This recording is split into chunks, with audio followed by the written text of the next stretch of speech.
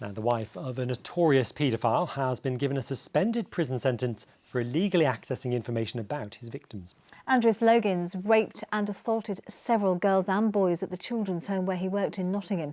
Now, his wife Helen has admitted misusing council computers before he went on trial. Social Affairs correspondent Jeremy Ball reports. Helen Logins stood by her husband throughout his 2-week trial. Last month, Andreas Logins was jailed for 20 years for a string of historical sex attacks, and today she was sentenced for 6 offences under the Computer Misuse Act. Mrs Logins admitted searching confidential care records and case files while she was working as a manager at Nottingham City Council.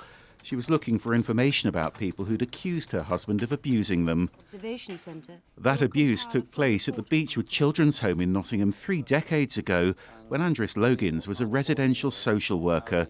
His wife said she simply wanted to check whether she'd had any dealings with his victims. But the judge told Logins that what she did was a gross breach of trust. Your motive was to assist your husband, he said. You couldn't resist temptation, and that added to the victim's strain and distress.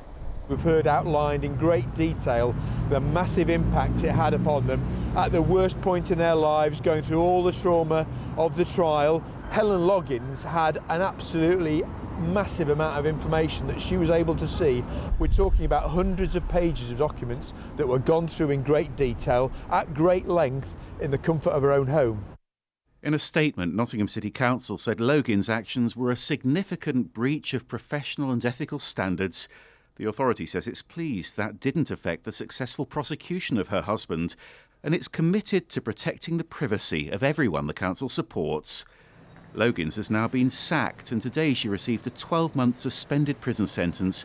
She's also been ordered to do 250 hours of community work.